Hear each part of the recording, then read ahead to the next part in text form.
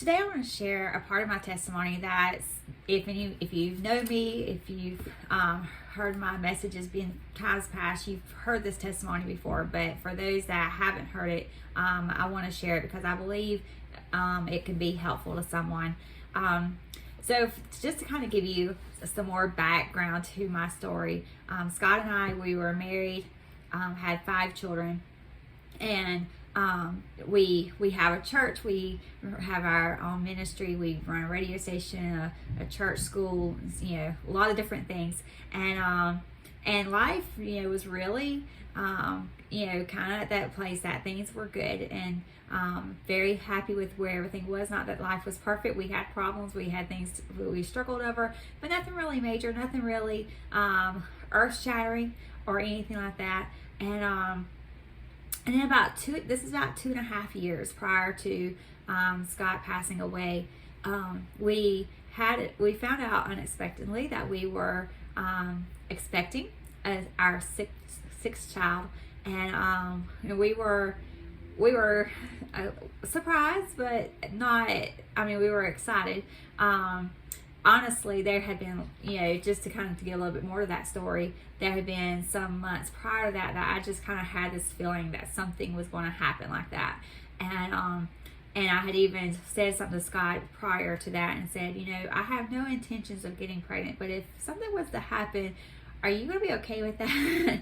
and I asked him that because, he was getting older, we were both getting older, and I was like, is this, I didn't want it to become like I didn't want to ever have a situation where we weren't like happy with each other, where we weren't trusting each other. And not that would mean that if I got pregnant we would do anything other than have the baby, but I just wanted to know what to expect. Like, is this going to be a hardship between us, or are we going to be okay?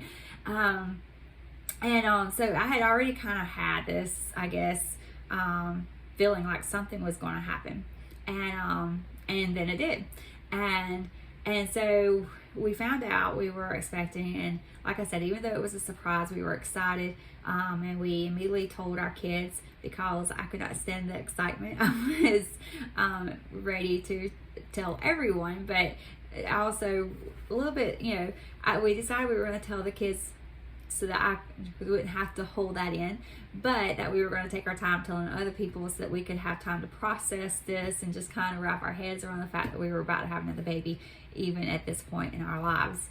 And so we did, but like immediately after I told the kids, I ended up miscarrying. And of course, then I was like, God, why did I tell them so quickly? But that was hard. It was very difficult, but it kind of made us both realize that, hey, having another baby might be a wonderful thing to do, and that even though we weren't planning on it, that just the joy that we all had while we were expecting, just the joy that the kids had, just the excitement that was in our house, we were like, maybe this is a good thing. Maybe this is something that we should do. And so then we began, we were like extra excited because not only did we have all the great things that we already had, but we were moving forward with plans. We were going to have another baby, and even though we were saddened at the one we lost, we were making plans to have another one. And then fast forward, COVID hits. And when that hit, I became very unsure about our decision to have another baby. I was thinking, is this really the right time? There's so much going on. I'm not sure we should do this. Maybe we should wait. And then not only that, but I began having panic attacks and struggling with anxiety. I went through a period of months where I was in a really bad place. I was barely functioning. I would spend most of my days laying on the couch watching TV. And Scott would just tell me, just walk outside, go outside, get some fresh air, and I'd go out for a few minutes and then come back in and say, I can't do anymore, I'm back.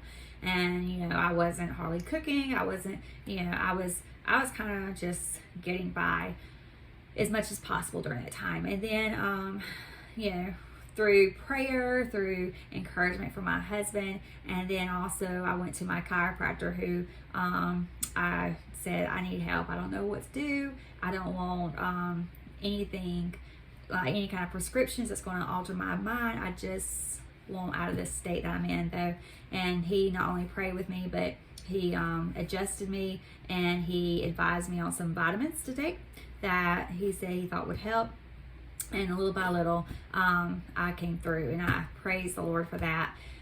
So we got through that stage, and then we found out a little bit later that we were expecting again, and this time the pregnancy did last a little bit longer, but I lost that one as well. So over a period of 2.5 years, 2 miscarriages, major bout with anxiety and panic attacks, I was you know, it's like our whole world was shaking, and it was rocked, and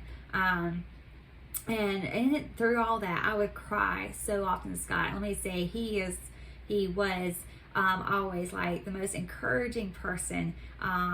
He was firm in his faith. He loved the Lord. He was strong in his faith, and he would encourage me.